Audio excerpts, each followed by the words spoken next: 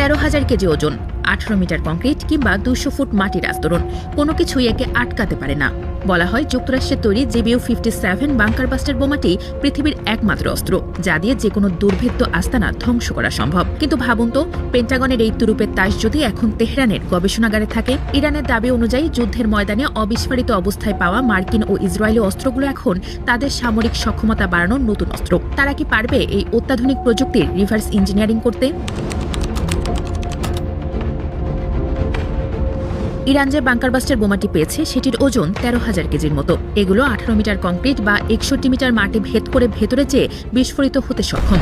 ফলে মাটির নিচে গোপন গুহা বা কক্ষও ধ্বংস হয়ে যেতে পারে এই বাংকার বাস্টারের আঘাতে। শুধু এই বাংকার বাস্টার না, আরও 15টি ভারী মার্কিন ক্ষেপণাস্ত্র পেয়েছে ইরান।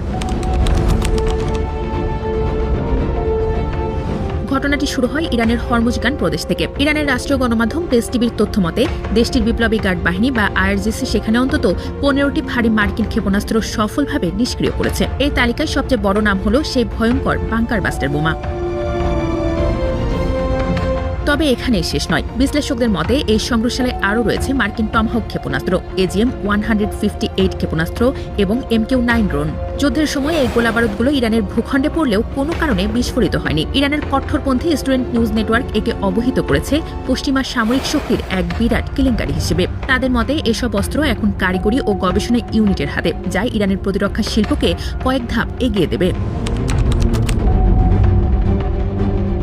এখন প্রশ্ন আসতে পারে, রিভার্স ইঞ্জিনিয়ারিং আসলে কি? সহজ কথায় এটি হলো এমন একটি প্রক্রিয়া যেখানে কোনো তৈরি করা যন্ত্র বা সফটওয়্যার ধাপে ধাপে খুলে তার প্রতিটি অংশ বিশ্লেষণ করা হয়। লক্ষ্য হলো সেটি কিভাবে তৈরি হয়েছে এবং কিভাবে কাজ করে তার ব্লুপ্রিন্ট বুঝে ফেলা।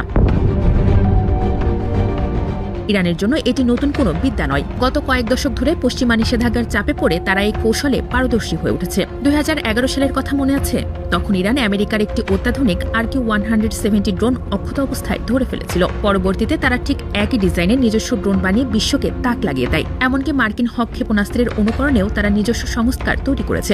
বিশ্লেষকেরা বলছেন, যদি ইরান এই নতুন ক্ষেপণাস্ত্রগুলোর কারিগরি কোড ভেঙে ফেলতে পারে, তবে ভবিষ্যতে মার্কিন প্রযুক্তির যে কোনো হামলা প্রতিরোধ করা তাদের জন্য পানির মতো সহজ হয়ে যাবে।